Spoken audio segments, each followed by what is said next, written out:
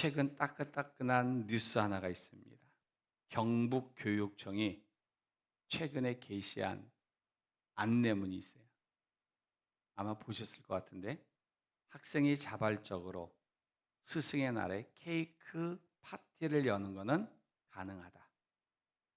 근데 교사와 함께 나눠 먹거나 교사에게 전달하는 것은 청탁금지법 위반 소지가 있다. 말일까요? 방구일까요? 이건 방구지. 이건 말이 안 되는 거예요. 학생들끼리 자발적으로 스승의 날에 케이크를 준비해서 축하하고 감사하면 선생님들은 뭐 하고 있어야 되지? 지금 뒤에서 바라만 보고 있는 거야. 바라만 보고 있지 이거죠. 그래서 제가 이거 읽으면서 야, 이게 교육하는 사람들이 학생들에게 교사에 대해서 가르쳐 줘야 될 기본적인 태도가. 그래서 충격적인 게 뭔지 아세요? 2026년도 스승의 날을 맞이하며 인천 시민들에게 주는 씁쓸하고 안타까운 데이터가 있어요.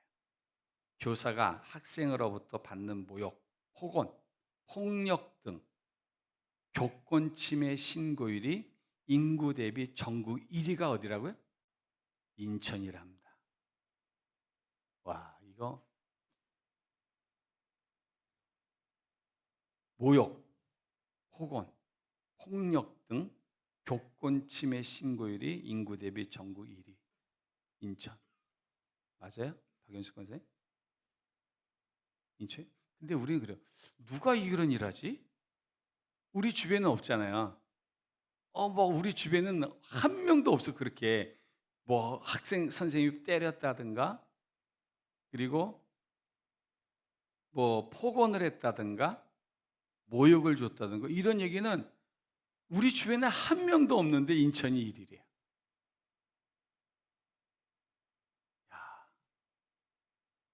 교사를 존경하고 감사해야 할 날에 인천의 교사들은 오히려 보호받지 못한 현실을 맞이하고 있답니다. 교권이 무너지면 뭐가 무너져요? 교육이 무너집니다. 교육이 제대로 되지 못하면 한국의 미래도 없을 수 있어요. 교사는 햇빛과 같다 그래요. 그 햇빛은 봄날에 언 땅을 녹이고 싹이 나게 하고 아름다운 꽃을 피게 하고 여름에는 푸르게 자라게 나게 하고 가을에는 열매 맺어 추수하게 하는 역할을 누가 한다 그러냐면 교사가 한다. 이렇게 말해요. 교사가 그 역할을 못하게 되어지면 우리 아이들의 내일은 희망이 없는 거죠. 그래서 우리는 선생님들을 마음으로부터 존경하고 감사하고 잘 따르고 배워야 되는 거예요. 근데 이거는 학교의 교사들만이 그런 게 아니라 교회의 교사들도 마찬가지예요. 교회 학교에서 어린아이와 학생들을 가르치는 교사도 매우 중요한 거예요. 학교는 머리 교육이지만 교회는 가슴 교육이에요. 학교는 머리에 많은 걸 집어넣는 거지만 교회는 계시와 영성을 강조해요. 이 두 가지는 비교 대상이 되지 않아요. 비교할 수가 없어요. 영역 자체가 다르고 가치가 다르기 때문에. 그런데 두 개 다 공통적으로 가져야 될 마음가짐은 동일해요. 학교 선생님도 중요하고 교회 선생님도 중요해요. 근데 여기 교회 선생님은 주일학교만이 한정된 게 아니라 모든 어른들은 우리의 아이들에겐 교사예요. 스승의 주일을 맞이해서 저는 그 말씀 드리고 싶어요. 학교 선생님이나 우리 주일학교의 선생님이나 이러한 마음을 가지고 더욱더 앞으로 열심히 헌신하면 좋겠다. 그게 처음에 어떤 마음이냐면 아비의 마음이에요. 아비의 마음. 오늘 바울이 2차 전도 여행 때 루스드라에서 디모데를 만나요. 근데 그 디모데를 양육하는데 어떠한 마음으로 양육을 시작하냐면 성경 뭐라고 말하고 있을까요? 아들 디모데야. 이렇게 말해요. 그런데 디모데하고 바울은 피가 섞이질 않았어요. 아예. 이거 어떻게 보면 서로 만날 수 없는 민족이에요. 종족이 달라.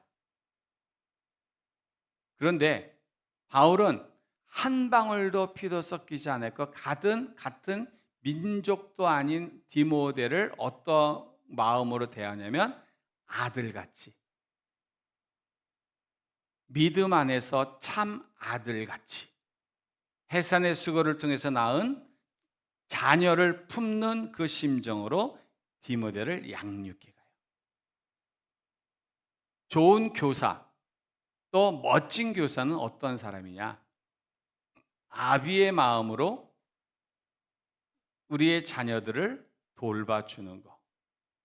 이게 학교 선생님이든 교회 선생님들 가져야 될 마음의 자세인 거예요. 쉽진 않죠. 근데 저도 목사이지만 우리 교인들을 대하는 한 분 한 분을 저는 그런 마음을 가지고 대하려고 애쓰고 있어요. 저보다 연세가 많으면 뭐 한두 살 위에 뭐 형님이지만 더 많으면 삼촌일 수도 있고 저한테 이모나 고모일 수도 있어요. 저보다 나이가 어리면 뭐 동생이든가 뭐 조카든가 이런 식으로. 그래서 잘 챙겨주려고 그래요. 저는 식구니까, 우린 가족이니까 그러한 마음으로.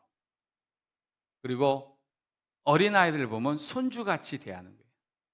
안아주고 뽀뽀해주고. 그래도 폭행이라 그러면 문제가 되긴 하겠지만 그냥 저는 그래요. 관계가 그냥 그런 관계로. 이제 그런 관계가 단순하게 목사 대 교인의 관계는 이거는 삭막해요. 그런데 저는 그렇게 생각해요. 영적 스승은 가져야 될 마음의 자세는 아비의 마음이다. 그러니까 교사들이 가져야 될 자세가 아비의 마음이에요. 근데 AI를 통해서 제가 찾아봤어요. 아비의 마음이 뭐냐? 그랬더니 이렇게 정의를 멋지게 내려줘요. 아비의 마음은 단순히 자식을 사랑하는 부모의 심정을 넘어서 끝까지 믿어주고 책임지려는 헌신적인 사랑이 아비의 마음이다.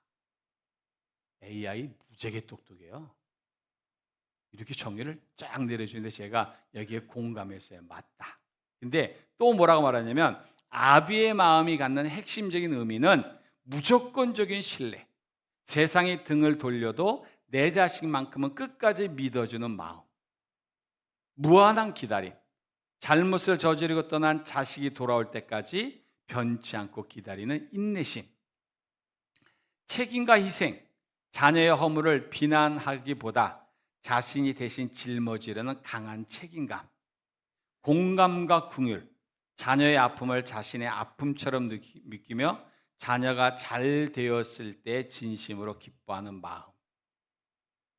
그런데 왜 사도 바울이 이 당시에 디모데를 그러한 마음으로 양육하길 원했을까? 아비의 마음으로. 그 시대는 그런 게 없었다는 얘기예요. 뒤집어 보면 지금 대한민국도 돈이나 명예나 건강의 문제가 아니라 사랑의 목마름이 문제인 거예요. 우리는 누구에게도 관심을 갖지 않아요. 그런데 학교 교육이든 신앙 교육이든 가정 교육이든 가장 중요한 본질은 뭘까요? 사랑인 겁니다. 그 사랑이 누구의 사랑이라고요? 아비의 사랑.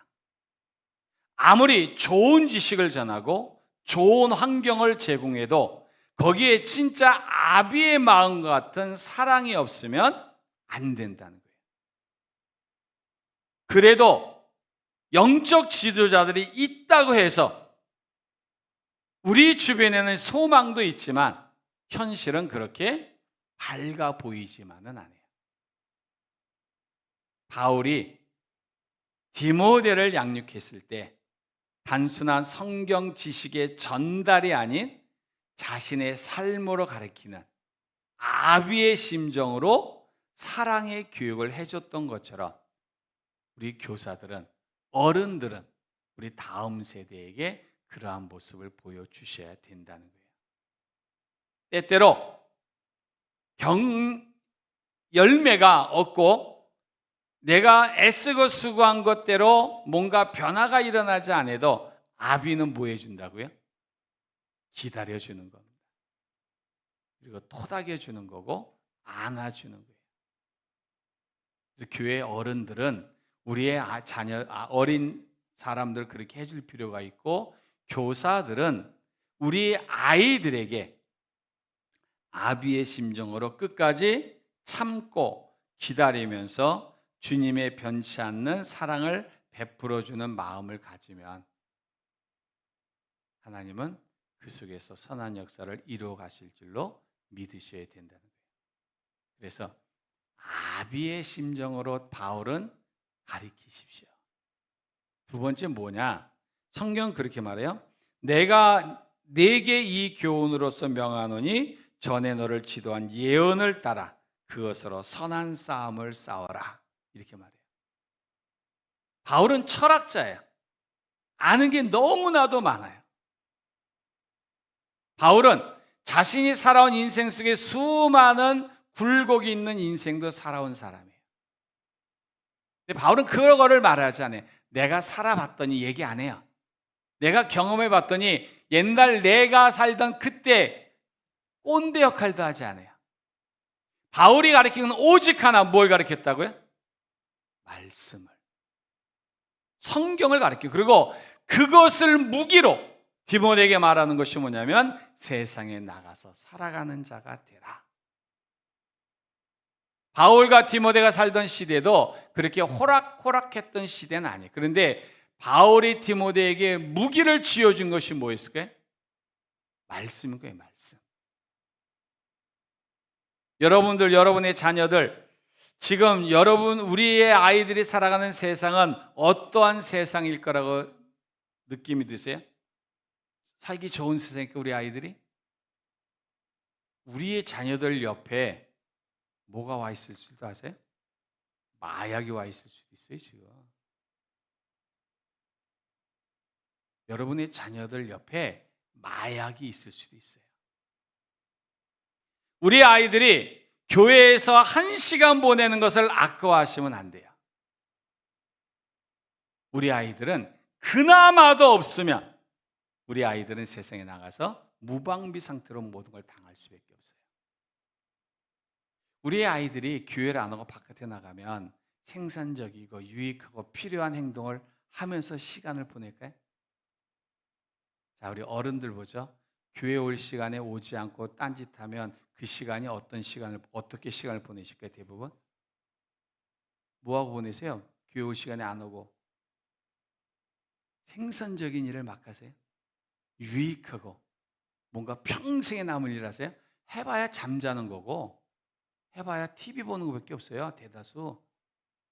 안 그러세요?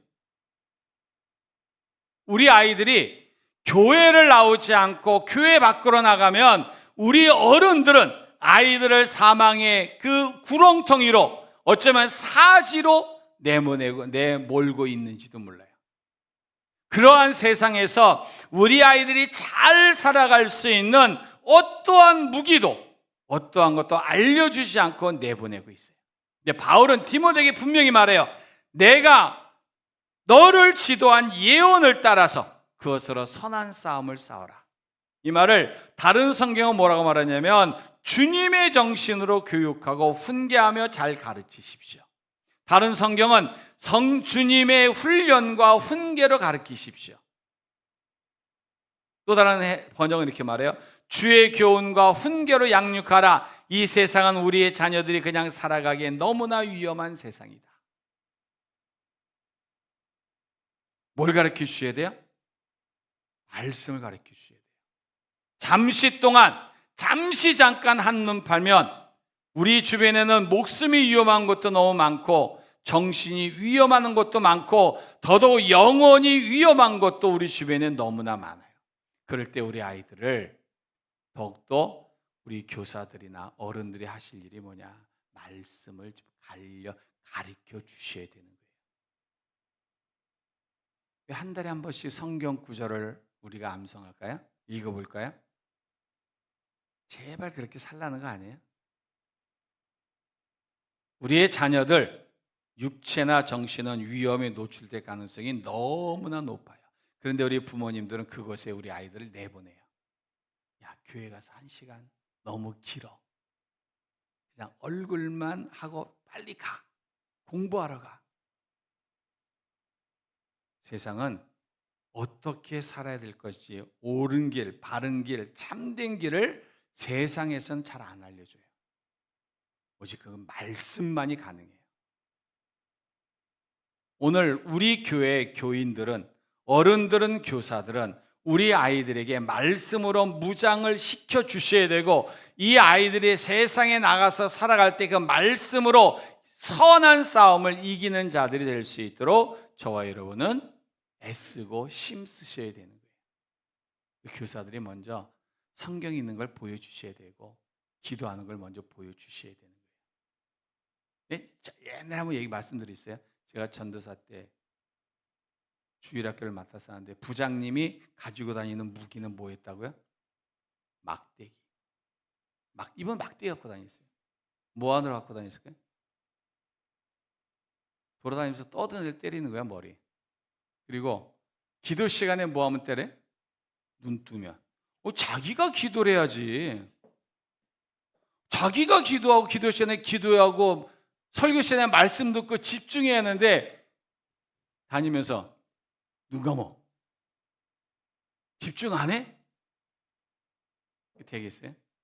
이게 교수가 되면 안 돼요.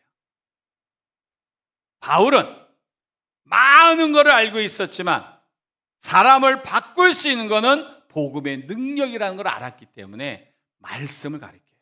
모든 성경은 하나님의 사람으로 온전케 하고 모든 선한 일을 행하기에 온전케 할 수 있다고 믿었기 때문에 하나님께서 바울은 말씀을 가르쳐요.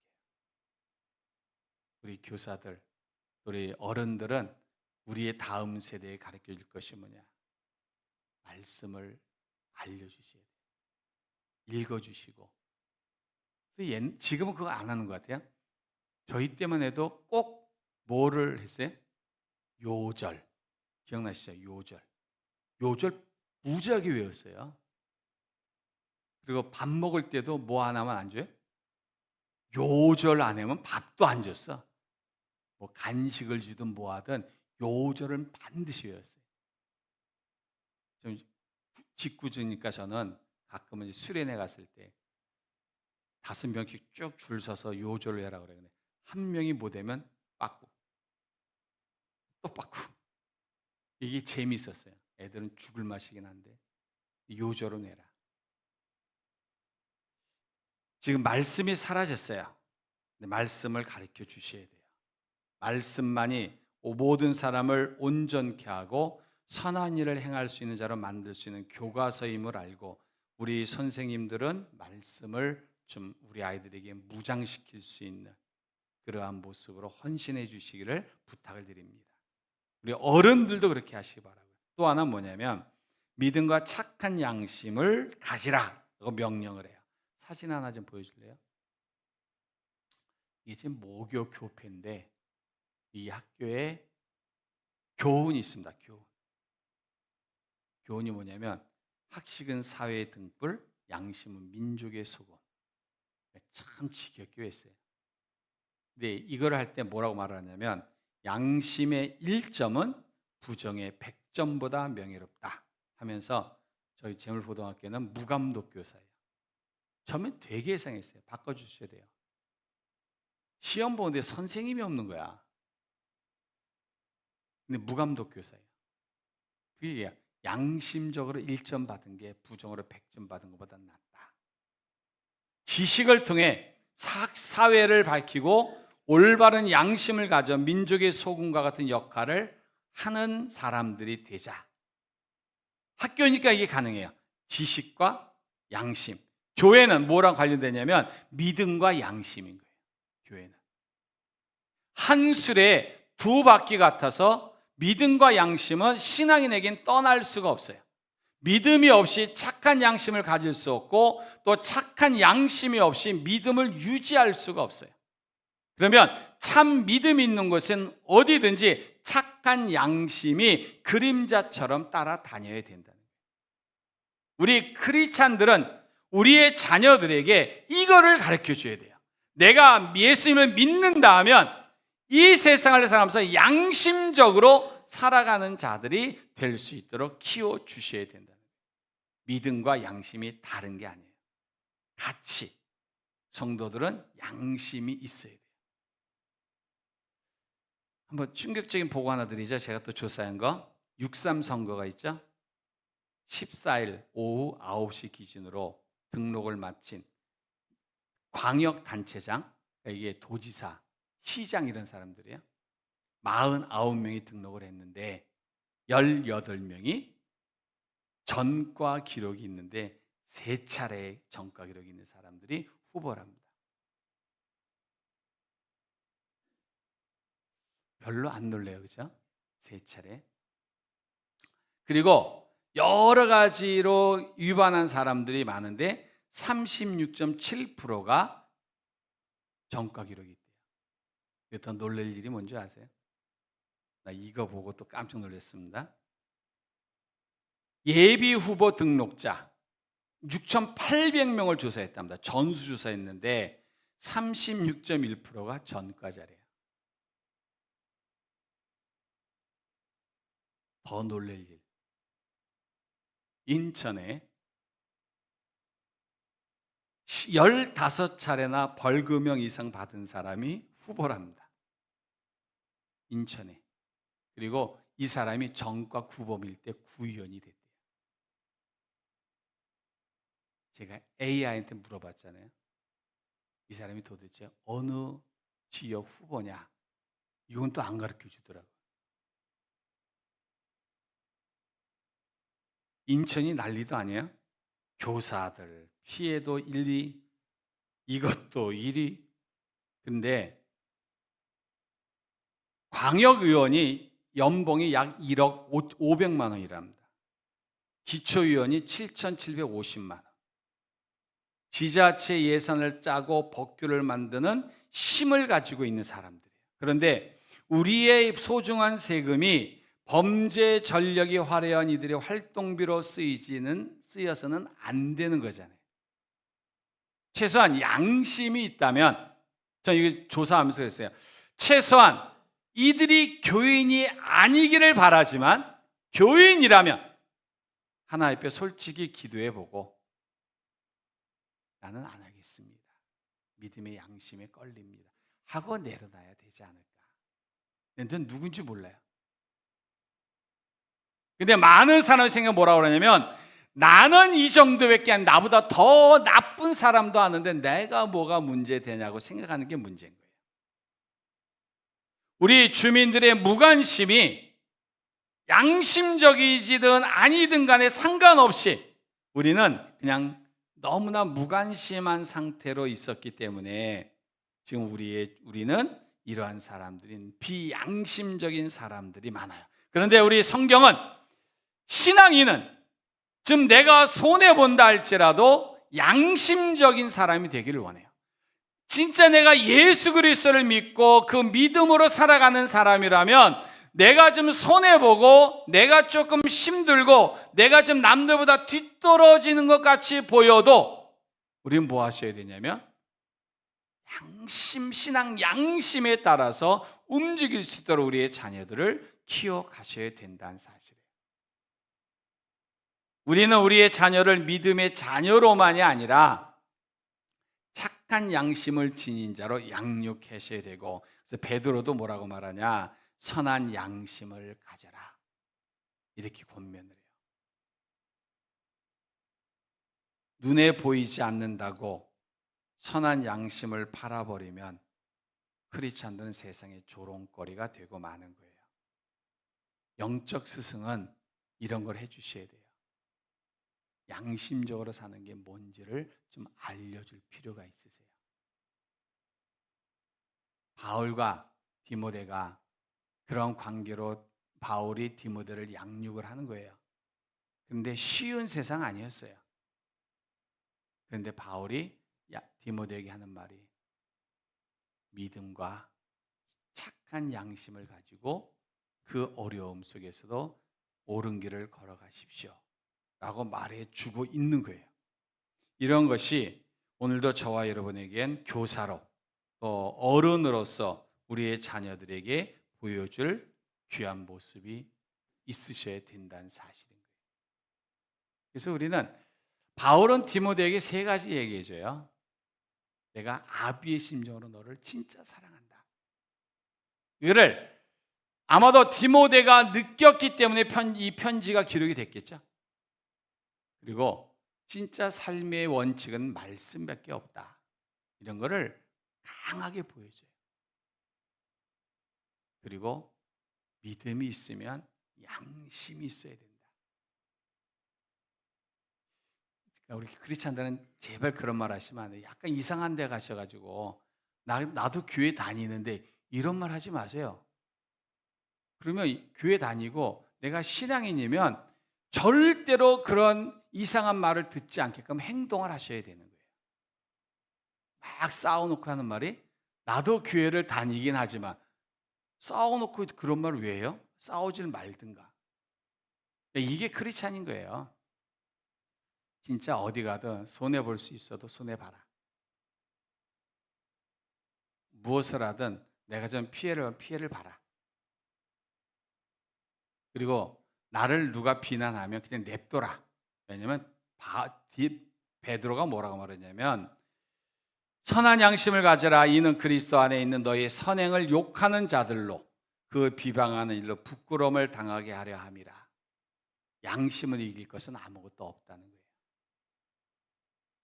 스승의 주일에 우리 수고하는 선생님들 감사하고 늘고 수고 하나님의 축복이 있을 것인데 또 한 번 다시 돌아보는 것은 이러한 마음으로 아이들을 잘 양육해 주시면 우리 아이들의 다음 세대는 그래도 희망은 있다.